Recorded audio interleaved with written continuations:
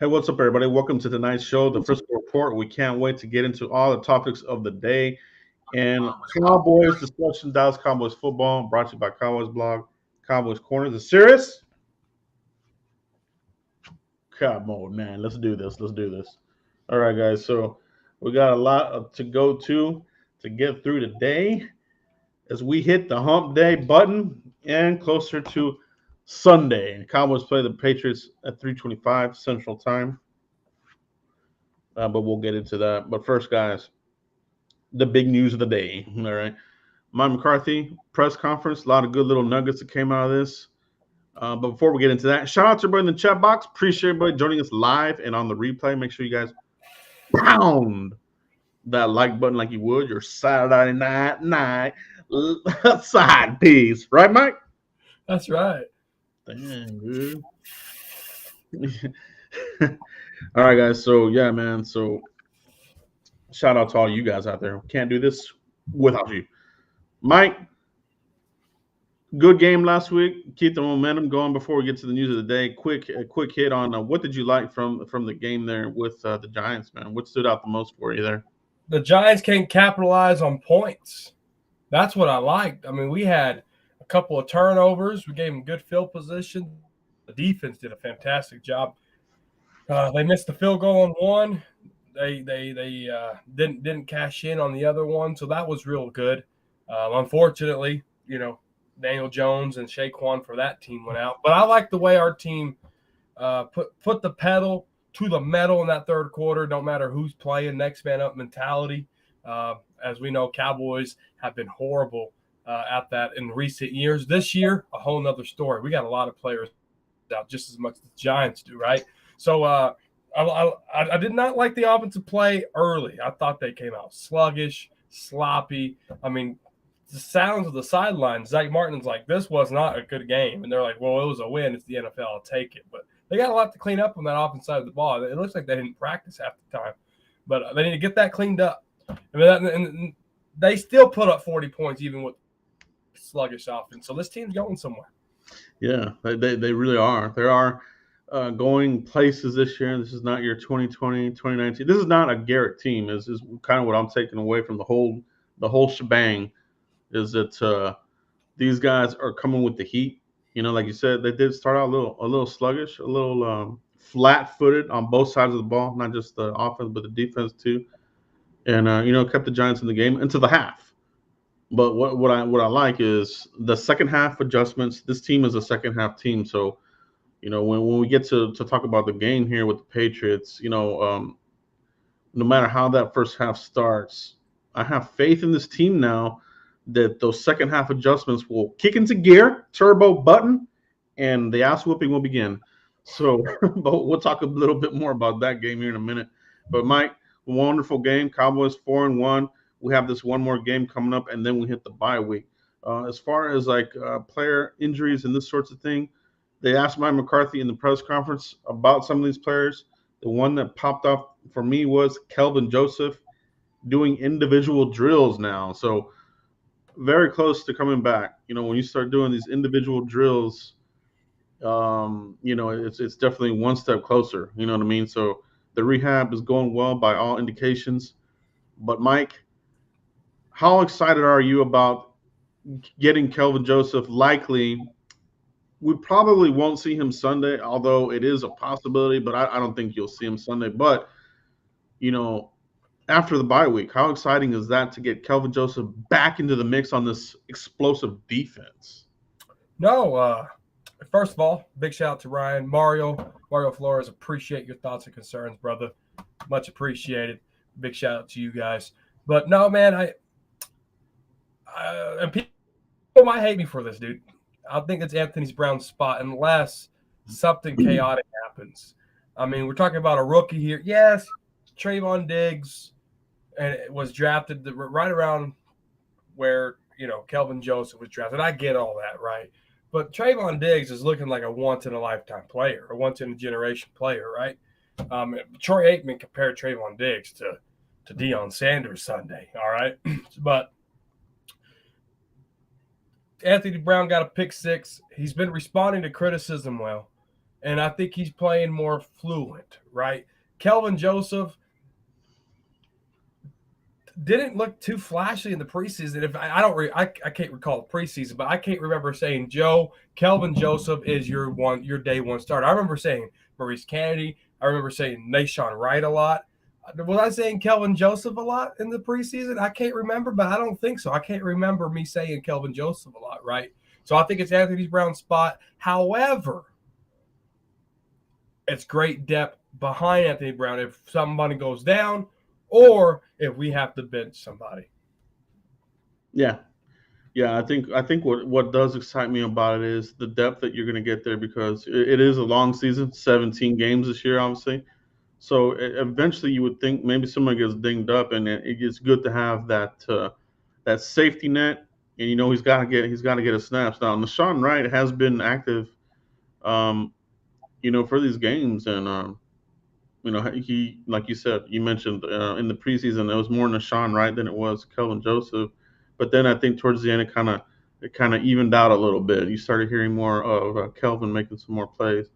But yeah, man, we didn't see him in the preseason. I mean, he had some snaps out there, but he got injured here at the end of it, and I think that really slowed his progression down significantly. You think about Trayvon Diggs, like you said, second round player, but definitely a first round talent and really looking the part. Kelvin Joseph has a long ways to go. Like you said, I'm with you. I think they're going to stick with Anthony Brown at the end of the day. They like him. Trayvon Diggs likes him. Trayvon Diggs credits him, Anthony Brown in his progression, saying that he played a big deal in getting him to where he's at today. So from outside looking in, from the fans, that maybe they don't see that part of it, but I think the front office is a big fan of Anthony Brown. Trevon Diggs is a big fan of him, and I think those together, it's going to be a little bit of an uphill battle for Kelvin Joseph. At least for this year. You know what I mean? Now they drafted him high, so eventually, he'll get his time, but there's no rush. You know what I mean? There's no rush for some of these players because this team has really turned it around, Mike. 180 degrees, whatever you want to call it. Yeah, let's talk about that though, Joe, because we've been up here for a couple of years now, pleading for some balance. Instead of having a kick-ass offense and a sorry defense, or a good defense and a sorry offense, we haven't had great balance. Joe, now do we have that balance? Yeah, it's pretty close. It's pretty close. There's still work to be done, but they're definitely heading in the right direction. You know what I mean? Like I wouldn't say we're a player away. Like I know there's a lot of excitement right now, and then when the bye week gets here, there's gonna be people talking about let's make trades, let's go get Aaron Donald and all this stuff. Well, dude, we know what the Cowboys are all about. They're not gonna make any crazy trades. If they do, it'll be like a mid-level type of guy. But nevertheless, we will talk about that during the bye week. We'll kick around some stuff, but um, they like their players, Mike, and that's just how they have been under Stephen Jones. And they extended Anthony Brown for a reason, and Yeah. he's really playing really well this year. I think Al Harris, Coach Harris, should get a lot of credit to the progression of the secondary players because we thought Chris Richard was going to do something with him, and we didn't see much. We didn't see much of anything. But Al Harris, the pedigree, I hated when we played with him with the Eagles and the Packers. I thought he was a menace, really good player, and I know that he's coaching these guys up to be that similar type of player. I mean, if you guys are old enough to remember, Al Harris back in the day, the way he played, you see some of that in Trayvon Diggs, how he's playing, man, with a lot of swagger and really attacking the ball, Mike. Yeah. Yeah. No, I just think, we credit Al Harris. Big shout out to Dan Quinn. I mean, just what the communication. I mean, when's the last time the defense looked out of place? Like Dan Quinn came in here and he talked about communication has to be perfect. And they ran like a whole bunch of different things there in training camp about communication. I really think that is translating on the field. because I mean, you players are right where they're supposed to be. You see linebackers, you see KZ Curse, you see those guys communicating to the linebackers communicating to the D linemen. It's just incredible, Joe. Mm, And this is what normal good this is what top 10 defenses look like. Cowboys haven't had it in a long time. mm, And now we're actually being able to mm. see what a talented defense looks No, like. you hit it right on the head, man, because it's not something we're used to. It's kind of foreign to some of us because we haven't seen this high level of football in a long time in Dallas. It was all talk for years under Garrett, hot boys and all this other BS crap out there. There's no nicknames right now, and I want it to stay like that. I want to just put your nose in there and get to work and bring your sack lunch and get after the quarterback, and that's what they're doing under Dan Quinn. I think they're really bringing that message along with these players, and there's a lot of hunger. You know what I mean? You have a lot of youth here, almost 50% roster churn. After they let go of Jalen Smith, so that's almost half your team has been revamped over a season. So Yeah. young players, fast, speed, hungry.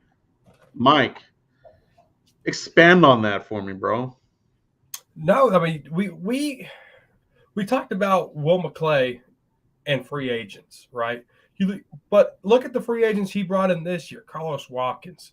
Everybody was like, "Who's that?" He's starting number 91. You Mm, got Big Urban out there.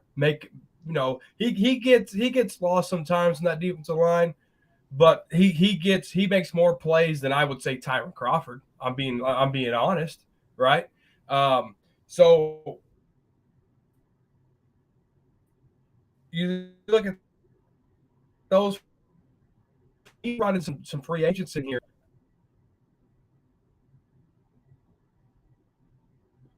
I think we're having some technical difficulties. You still there, Mike? Yeah, can y'all hear me? Yeah. Yeah, you froze up there for a second. You were saying they brought in some free agents. Yeah, they brought in free agents like KZ. And when's the last time we had players come in here looking sharp, Joe? Yeah. No, You know, it's exactly what it is. Looking and then sharp. and then you draft all these defensive players. You talk about Osa Odigizua. You talk about drafting Trayvon Diggs, Kelvin Joseph. So many players on this defense side of the ball. Golston looking like a steal. You got Jabril Cox hitting the lights out of quarterbacks, right? That's why Jalen Smith was cut, is because you allocate those draft picks. I read somewhere, Joe, on Twitter, that it said we would have lost CeeDee Lamb, we would have lost Trayvon Diggs, Osa Odigizua if we traded for Jamal Adams. Mm-hmm. Yeah. Look what we got, and look what the Seahawks got. They got regrets. We got future. Yeah, that was scary. We avoided the landmine. I was never I was never on board on that trade whatsoever. But fans fall in love for the name, for the possibilities of having a doomsday defense. But it takes more than one player, and the Seahawks are finding that out the hard way. They rarely they don't have any draft picks. They're struggling. You know what I mean? So Hmm. while they got the shiny Ferrari on the defense there, it's not doing them anything. So, but the Cowboys have done really well, like you said. I don't think CeeDee that's a Lamb, shiny Ferrari. I think Jalen that's a Diggs, defender. Osa Odigizua is doing his thing. So, yeah, man, I really cannot wait to see what this defense does against the Patriots. It's going to be another challenge here. Now, Mike, let's talk about another player here that's coming, that should be here pretty soon, and we're talking about Lyle Collins. So Lyle Collins, tried to get out of his suspension over the last 2 weeks. It was a failed attempt, and so now he's set to come back for Minnesota. So he won't be here this week. After the bye, Minnesota will be when he's able to come back. Mike, what is the future of Lyle Collins with the Cowboys this season and possibly in the future? What do you think the future holds for Lyle Collins? Everybody in the chat box, let me know as well. Lyle Collins. If I was Lyle, dude, I'd be so embarrassed. You got to have your quarterback talk about if you ever brought 10,000 you've ever heard. Yeah, looks I like we're think having it's some just technical difficulties I here am with lagging. my connection. Oh, I'll be right back. Yeah, you might want to reboot the router, bro. Dallas Cowboys fan 1980 with the super chat. Appreciate you, bro. Great show, guys. Appreciate you. Mike's gonna get that Wi-Fi fixed there, so he'll be back here in just a minute. Appreciate you. Hit my boy up, Dallas Cowboys fan 1980. Appreciate you, bro. Always showing the love. Appreciate you, bro. Um, but yeah, man, I'll go ahead and hit up on the future there of Lyle Collins. Um, I've kind of been looking around to see what's going on there. I've seen some videos from Kavanaugh and some others, on Twitter about discussing it. And I think Terrence Steele has played very well. I wouldn't even say he's adequate. I would say he's played very well. Quick off the line, making blocks. We haven't skipped a beat. You know what I mean? So when we talk about Lyle Collins, if you want to change the culture of this team, in my opinion, you want to make sure that player Lyle Collins is in shape and ready to go. You don't want to put him out there if he's not 100% ready to go because that hurts the team. So first of all, I don't want to give the player immediately the starting position back yet. You know what I mean? This isn't Dak Prescott or Ezekiel Elliott. It's Lyle Collins. While he's a really good player, he's still he's got to earn his keep. You know what I mean? He's had some knucklehead moves here recently, so you know, let him earn this to come back here. So you got to see about that if he's going to be ready. If he's ready, yeah, go ahead and put him in there. So that's where I'm at on Lyle Collins. Let's see how he looks in the bye week. If he's in shape, get some practices under his belt. Maybe he doesn't start Minnesota, and I wouldn't be shocked by that. But if he does, that's good because you know that he's in shape and ready to go, and the staff is going to put out a good.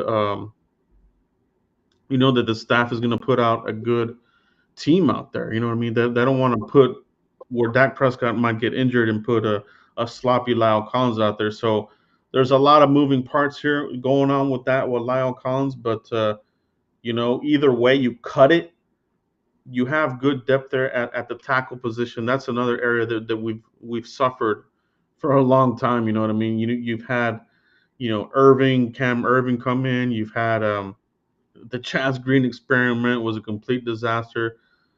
And even Terrence Steele last year, his rookie year, undrafted out of Texas Tech, he didn't look good. It took him a long time to get going, but he's had an amazing turnaround, Mike. So, talking about Lyle Collins here, I want to get your quick your analysis on where he's at on the team right now. Does he get the job back after the bye week versus Minnesota? What's your thoughts on this? Can you hear me? Yeah. Okay, cool. Anyway, yeah, I think I don't know if he does. I honestly don't know if he does get his job back, Joe, because Terrence Steele's there.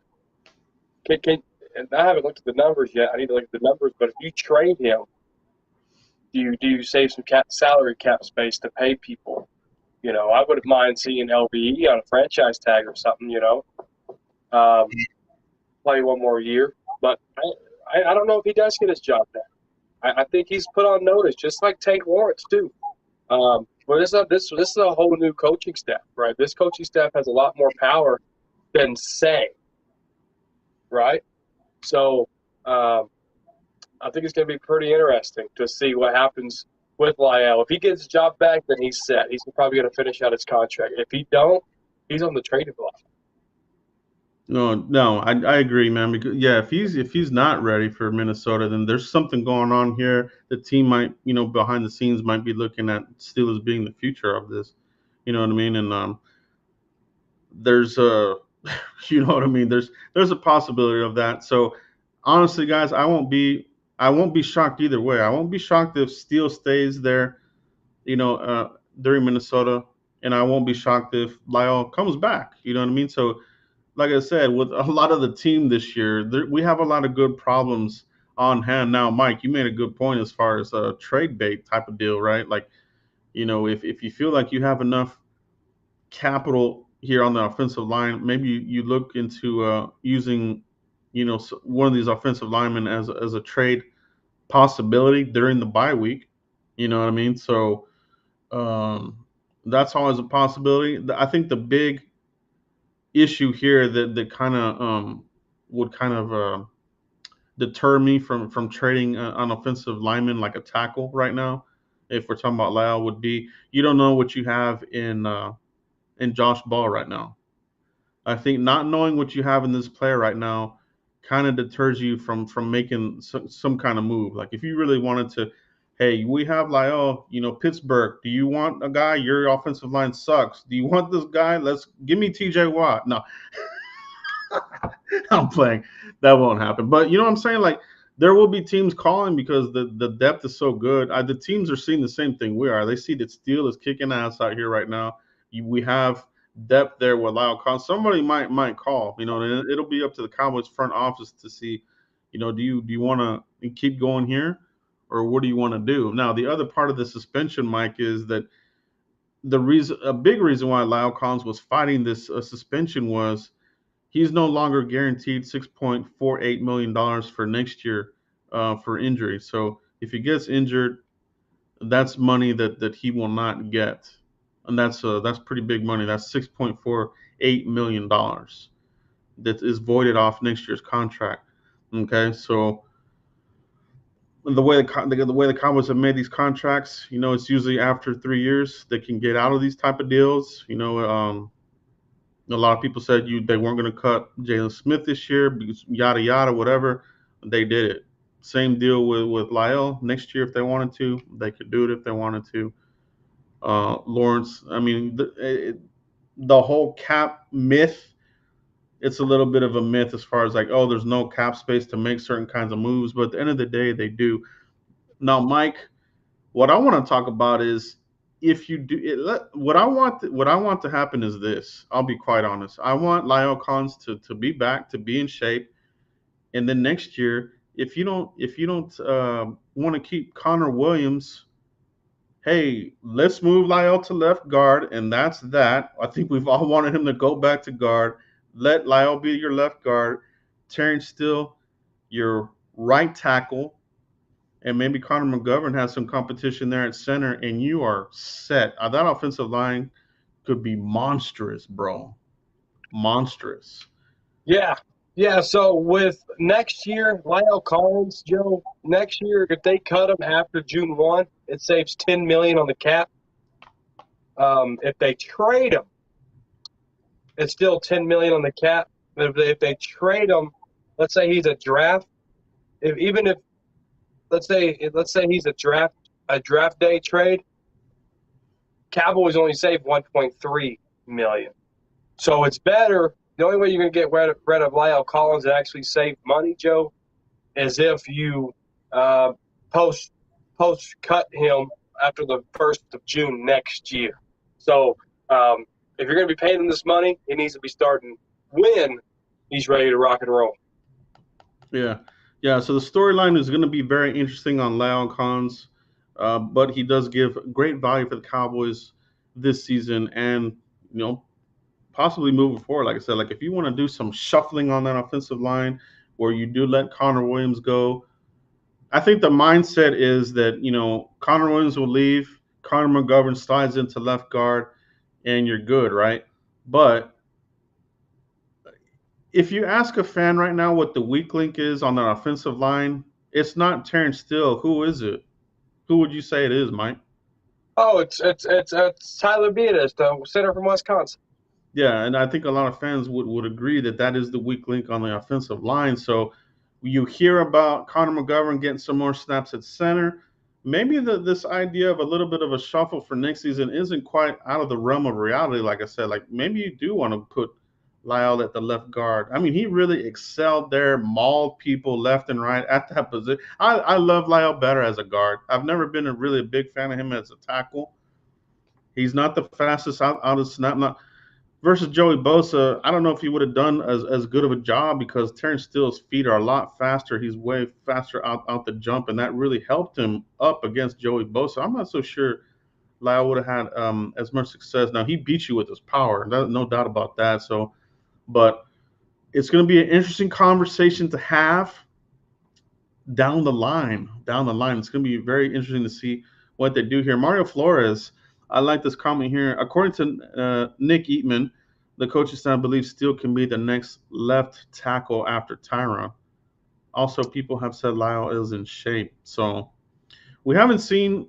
Well, I think we have seen Steele at left tackle in the preseason. It didn't look too good. I I think. would be scared for Dak if Yeah, Terrence Steele was playing on the left side. He just learned the right side. yeah, he just learned the right side. So maybe there's something there to that. Yeah, and I did hear that from McCarthy as well. So that's good. McCarthy did say that he's been seeing Lyle Collins uh, on campus working out. So you have to believe that he's going to be in shape. He's not going to come in out of shape and screwing around. So it's very interesting to see where this goes in the future. Long ball, you know what I mean, Mike? Yeah, yeah, no, for sure. The only way they save money if they cut him after June 1 next year. Yeah. So I think he's going to be sticking around. There's going to be a lot of conversation as far as like the bye week. There's going to be all kinds of trade talk. People are going to be wanting to trade this person away, that person, this type of thing. So just get ready from that. You'll see a lot of that from various outlets, YouTube and print media. So get ready for that, guys. The next topic here, Mike, the Patriots. Let's take a sneak peek of the New England Patriots. We're going to go on the road to Patriots land. Bill Belichick, off the cuff. How do you think this game? How do you think this game looks? Yeah, How I does it think play out?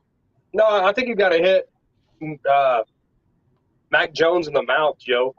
I mean, he's completing 71.1% of his passes, and they don't have much of a running game. So any success that offense has had has been on the back of Mac Jones, has been on the arm of Mac Jones, right? They got 400 total yards rushing, but their leading rusher is Damian Harris with 230 yards in 5 games, right? So there's not much of a running game there. So we got to hit Mac Jones in the mouth. We got to hit him in the mouth early. We can't let him get in that rhythm of completing 71% of his passes, Joe.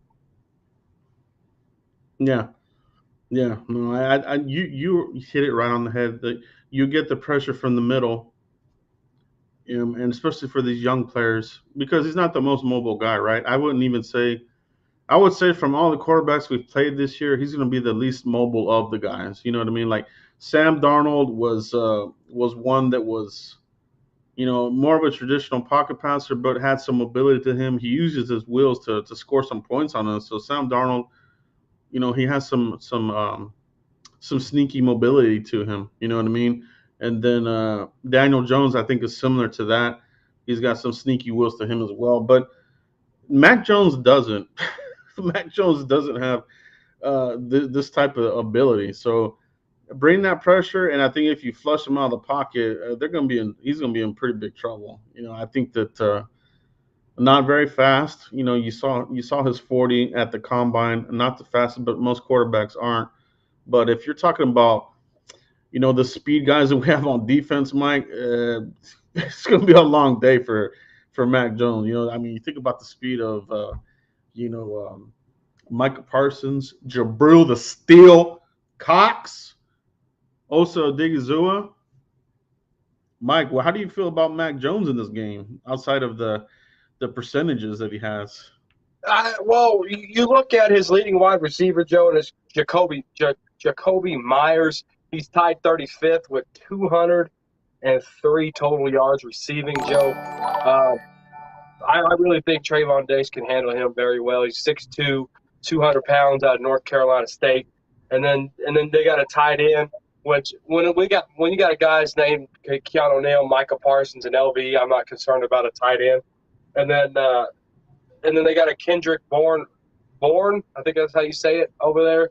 They're not really making a lot of noise except that Jacoby Myers. I mean, he don't let him He don't let him and Mac Jones have that connection. But I have full confidence in our corners to stop that. They don't have a running game. I think we hold them to a field goal, maybe one touchdown. Seriously. Yeah, it's going to be interesting to see how that shakes up for sure. Shogun Drummond, the super chat. Appreciate you, bro. Keep up the great content, fellas. Great shout out to Mike as well there. Appreciate Mike. Great co-host indeed. Battling through COVID and in the family there, Mike. So a true warrior here showing up for the Frisco report. You know, I asked Mike earlier, are you good to go? Are you okay? Like, I even felt kind of embarrassed to ask him. You know what I mean? Because family comes first, guys, right? But Mike, true champion, true warrior, coming through the clutch, man. Appreciate you, Mike. Hey, my word is my bond, man. I say I'm coming. I'm coming. Wife's getting better. I know I said on my post game video, my wife's in the hospital with COVID. She's been in there. Tomorrow will be 6 days. Hopefully, that 6 days the last day we get her home. Obviously, give her some rest, but also give her some 6 days of overdue love that she deserves. So, thank you guys for the thoughts. I know Mario reached out earlier in the show. I do appreciate you guys for reaching out. And Joe, I do appreciate you reaching out. Joe reached out almost every day, so I do appreciate that too.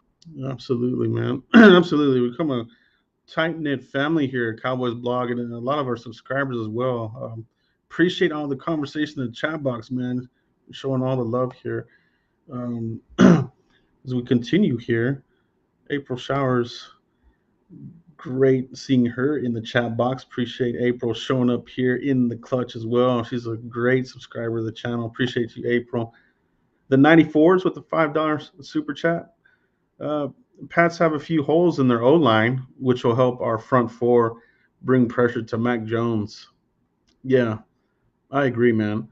That offensive line, you know, they've tried to throw draft picks at it, and you know, it seems like when the Patriots find an offensive lineman, they kind of let him go and hit free agency, and so they're constantly shuffling that offensive line. I feel like the Patriots never have a really, you know, you know what I'm saying? Like the continuity on their offensive line is not always the best, Mike. No, because and you don't have to really pay attention to O line if you're Bill Belichick because Tom Brady's not there. Yeah, that's Tom true. Brady. You look at what the Bucs did when Tom Brady got there. I mean, they drafted heavy. They picked up free agents on the O line. I mean, they went full force for Tom Brady there. Bill Belichick, he has a young asset there that has to learn under pressure anyway. So their offensive line ain't gonna be what it was when Brady was there. That's just the truth. Yeah, it is true. It is very true. I think Brady, you know, he masked a lot of the inadequacies of a team. You know what I mean? So I think Mac Jones is finding out a little bit of that because 5 touchdowns, 5 interceptions. I mean, he's a rookie, right? So you expect to have turnovers, but like we said last week, Mike, Trayvon Diggs chomping at the bit. Again, he's ready. The mouth is foaming, drooling. He's ready to get out there. These guys are going to get out there after that ball again. I feel another turnover or two coming our way next game. Well, here's the thing with Trayvon Diggs and the turnovers, dude. Micah Parsons wants that turnover. He got his sack, right? But Micah Parsons wants a turnover. Leighton Vander Esch looks like he's hungry for a turnover, right? Keanu Neal coming back. I expect Keanu to have a big game in this game. I really do. I think Keanu Neal might be the player of the game. And on the defense side of the ball, and on offense, I think Dak's gonna. I think Dak is gonna light it up, and I really think TP is gonna have a really good game on the ground if they feed him.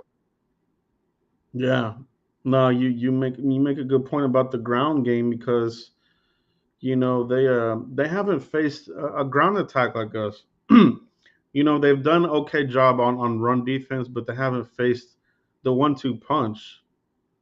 Thunder and lightning with Ezekiel Elliott and Tony Pollard. And the Cowboys are doing a really, really good mix of sprinkling in Pollard, right, Mike? I think you and I didn't believe until we saw it because, they say it every year. They say it, they're not going to do it. Finally, they're doing it, right? So something clicked there.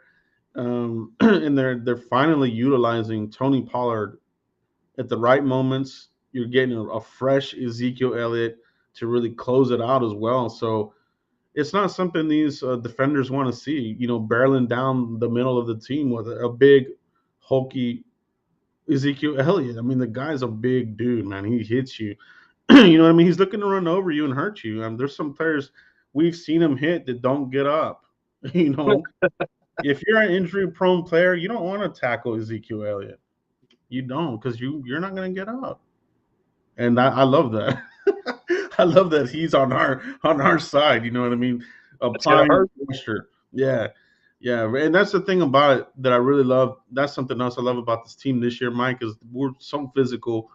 Dictating, how we want this game to go. We're going to smash you in the mouth in the trenches, and they're doing a phenomenal job so far. Yeah, absolutely. No, April Showers agreed. The speed element that Tony Pollard brings, the swagger that he brings, just the run, the yards after contact that Pollard brings, and Zeke's hitting the second level too, and this is with the bad center. This is with Connor Williams. This is with Terrence Steele, right? They're getting it in that run game, and it's really good to see. No, yeah, it's a beautiful thing to see. I love when we get the victory formation, the Landry shift. Yes, goosebumps. I just love that. Mario Flores, I really like this comment too, because I was thinking about this just today. I will never underestimate Bill Belichick. He can game plan for a lot, and we'll need to stomp these fools. But never underestimate Bill Belichick. Yeah, you're right about that, because what he's going to want to do is, and I always go back to whenever, we were playing with Romo, and even some of the games with Dak, he's always going to take away your main weapons. But this version of the Cowboys is, we just have so many of them.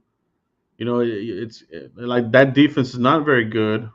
And how do you game plan stopping these guys? Because you just have so many, areas here. Like, pick your poison, right? Like, if you stop the run, we can still light you up in the air.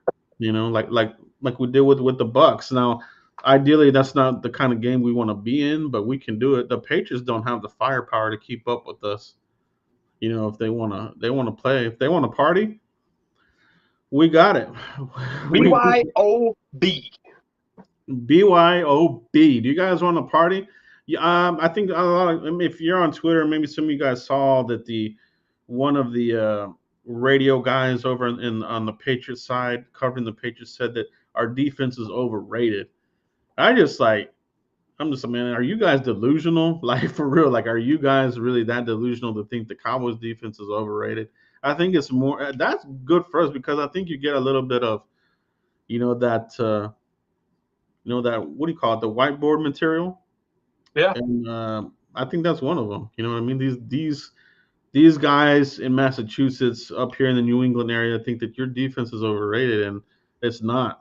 It really isn't, man. It's not even about us being biased. Like, if you step away from it, you can't deny that all the turnovers we're getting, the pressure, the speed of this defense, this defense is looking really good, right?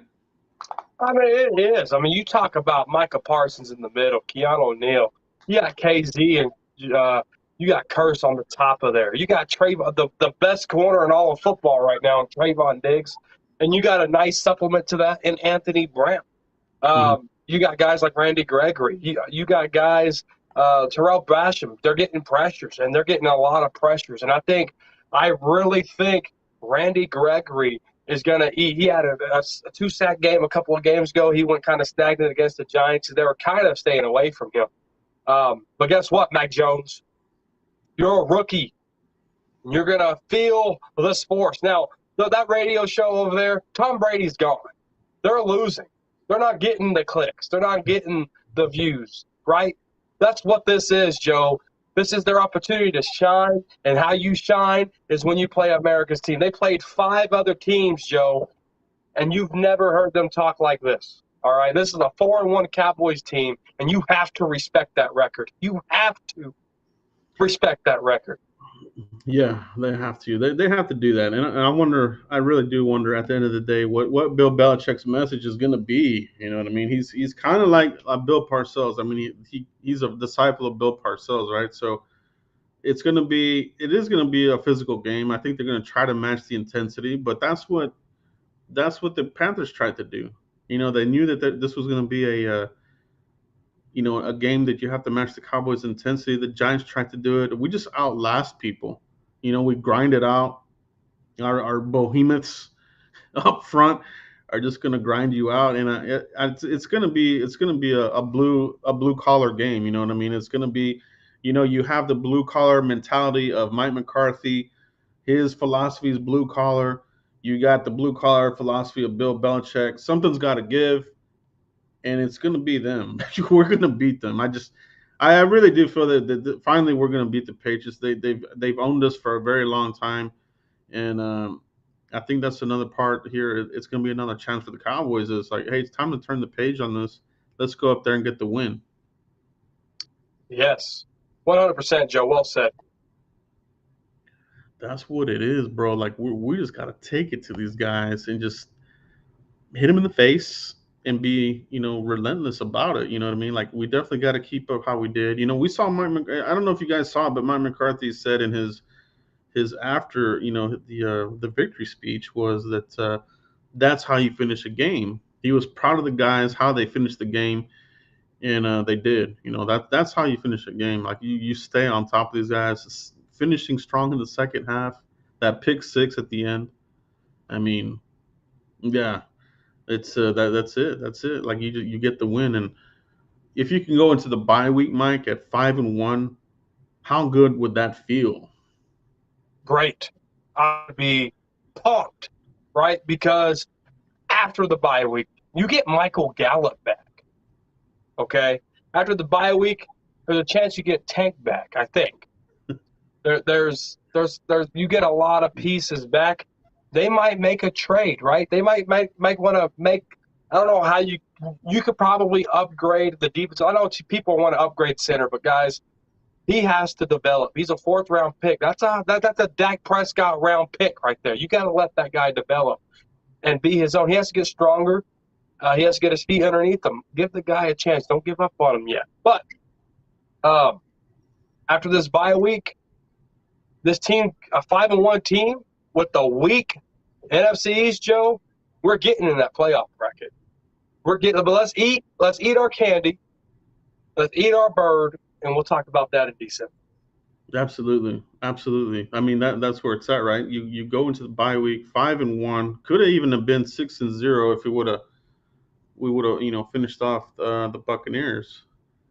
But that's really when you saw the glimpse there in that Buccaneers game, because they stuck it out through the whole game. You know what I mean? I think you saw the seed there, a little seedling in that Patriots game. Although we lost, we were seeing the team sprout into something beautiful, because we could have won that game. We should have won it, but they stayed very competitive. They didn't fold like they did under Garrett's team would have gone up there and probably would have got blown out or something. Who knows, man? You just don't know. But the Garrett teams, you never knew what you were going to get.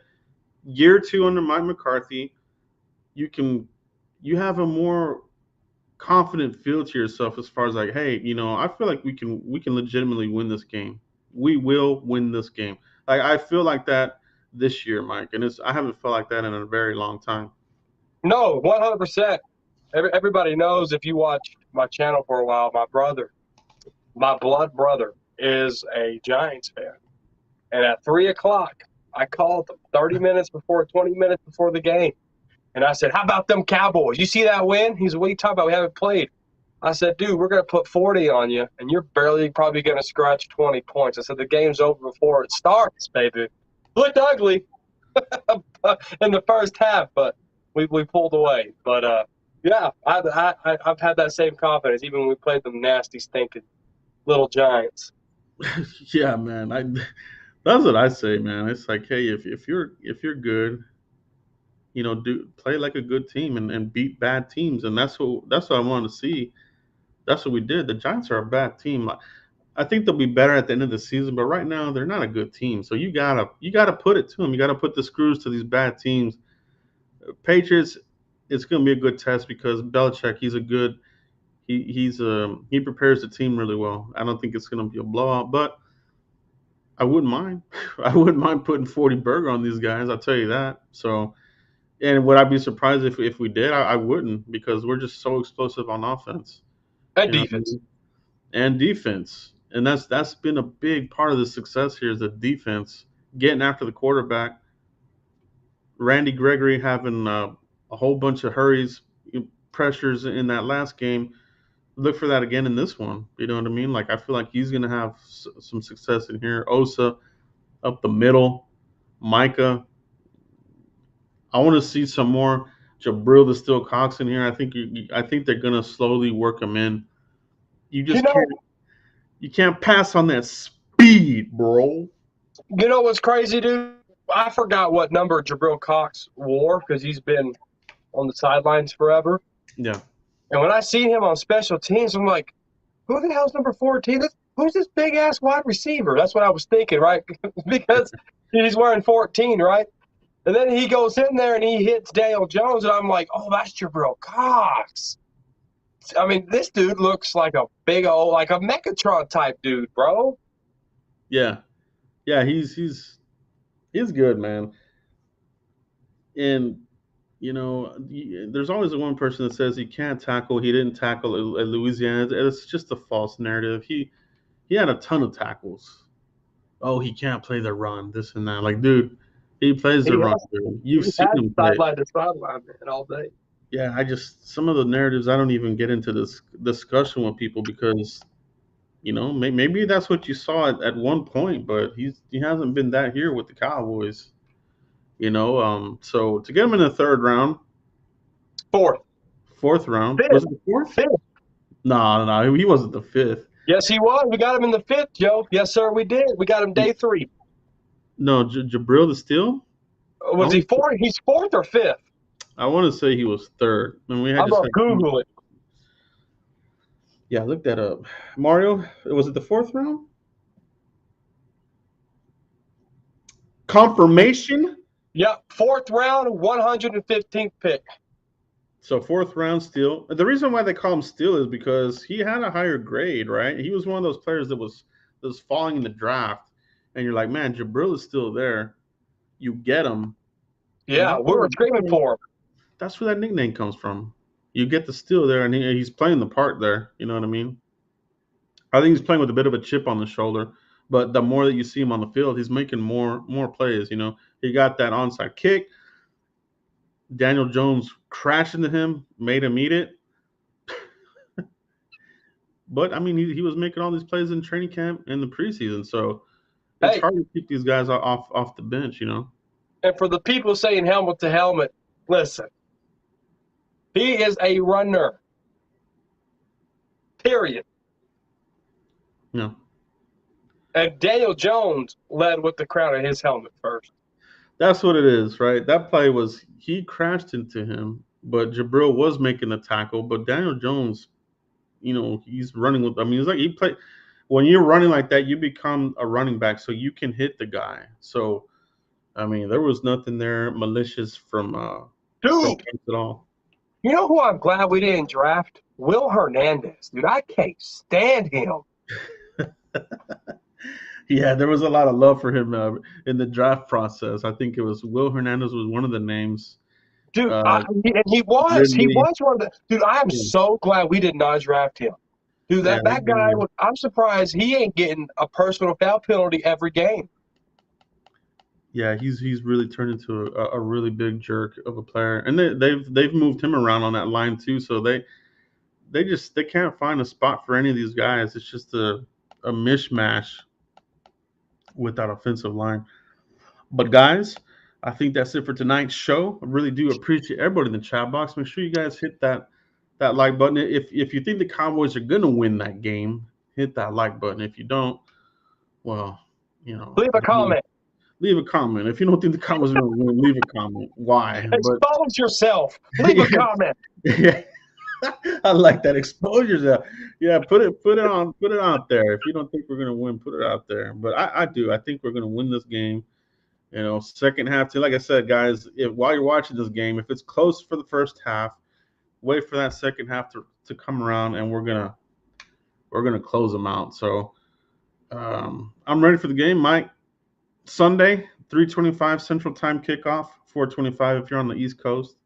So um, I'm ready for it. Let's get the momentum. Let's get the win and take it into the bye week, Mike. Dang, I hate bye weeks, man. You just sit there on your couch on that Sunday, Monday, and Thursday, and you're like, damn. Yeah, I know, man. Bye weeks are dreadful. Mike, let everybody know where they can find you if they haven't already. Cowboys Corner right here on YouTube, guys. Cowboys Corner right here on YouTube, _Cowboys Corner on Twitter. You guys, give me a follow. Subscribe if you want. I post on there if you want to subscribe. But a lot of you already subscribed because I see the love in the comment section after every video. Come to Papa. Yes, indeed, guys. But that's it for tonight's show, guys. We will catch you next Tuesday for the Frisco Report. Peace out, everybody. Enjoy the rest of your night. On one side, but that guy on the other.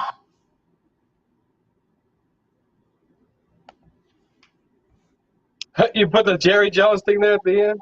Oh,